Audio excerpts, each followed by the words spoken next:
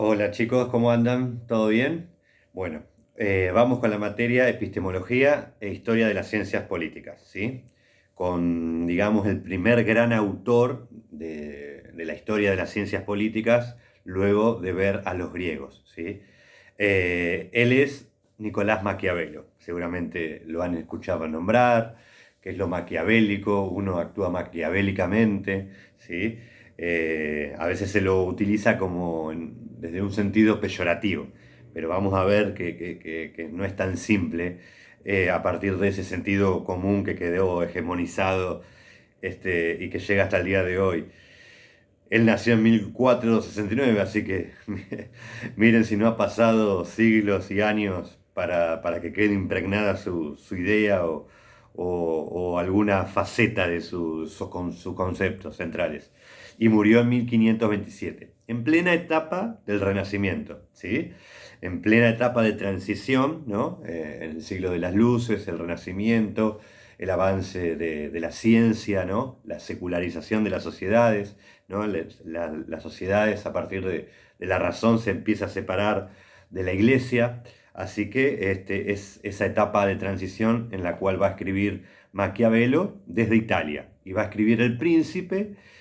Unos años antes de su muerte salió una edición en italiano, no en latín, en un italiano común, llano, un libro de fácil lectura, pero finalmente la primera edición sale en 1532, unos 5 años después de su muerte.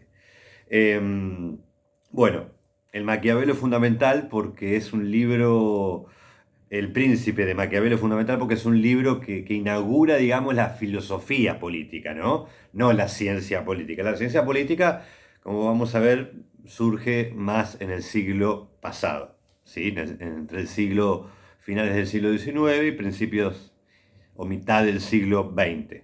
Pero ya desde Grecia y desde el Renacimiento ya hay pensadores como Maquiavelo que proponen ideas a partir de tratados y escritos teóricos y políticos. Así que El Príncipe no es más y nada menos que un tratado de cómo liderar un Estado, ¿sí?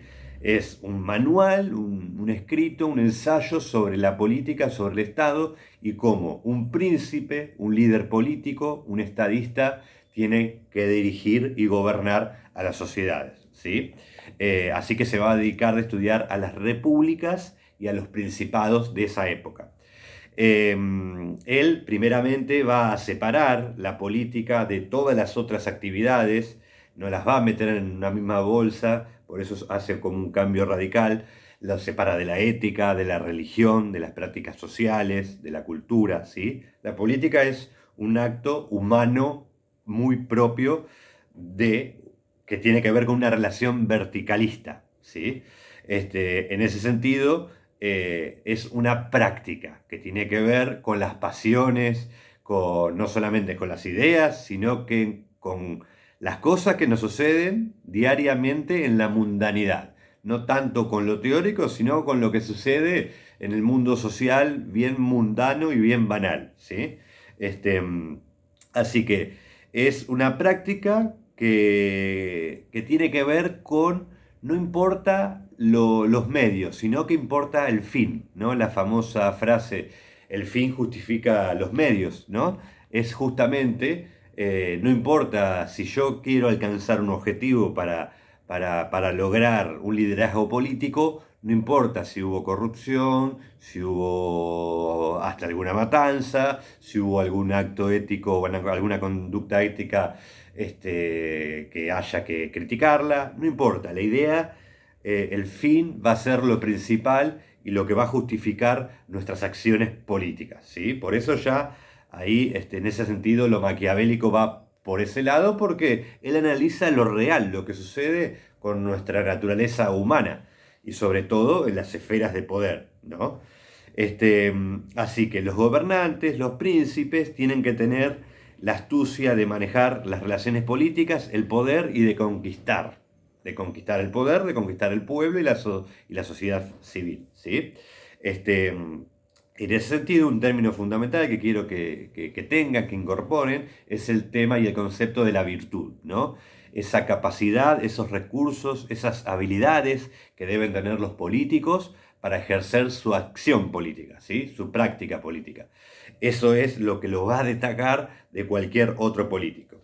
Y eso tiene que ver con la habilidad de ejercer el poder y de conservarlo, de legitimarlo, ¿sí? A partir de la virtud, ¿sí? De esa manera uno organiza la sociedad. Después el otro término importante que tiene que tener en cuenta cualquier gobernante, cualquier estadista, es la fortuna, ¿no? Porque, por ejemplo, ¿no? Estamos en pandemia. Asume Fernández y al año, al poco tiempo, sucede una pandemia, ¿no? Es una situación sobrenatural, una situación que excedía sus planes, sus proyecciones, que sí él las podía planificar, surge algo que conmueve el mundo. Entonces, el gobernante, los gobernantes, además de tener la virtud, la habilidad de manejar lo que uno está al alcance, también tiene que tener una fortuna para salir de esa tormenta, ¿no? Entonces, bueno, tiene que contar no solamente con su habilidad, sino lo que vaya pasando a nivel mundial y, bueno, contar con cierta fortuna. Este, como para restablecer y beneficiarse, ¿no? de esa revuelta, ¿no? Yo siempre recuerdo la famosa frase: a río revuelto, ganancia del pescador. Bueno, eso, la fortuna es eso. Básicamente es eso, porque hay que defender la patria a toda costa. El estadista, el príncipe para Maquiavelo, hay que defender el Estado, la nación y la patria a como dé lugar, ¿sí? Una definición importante que les quiero leer. Por tanto, dice Maquiavelo, un príncipe, viéndose obligado a adoptar a la bestia, tiene el deber de escoger al zorro y al león, porque el león no se puede defender contra las trampas y el zorro no se puede defender contra los lobos.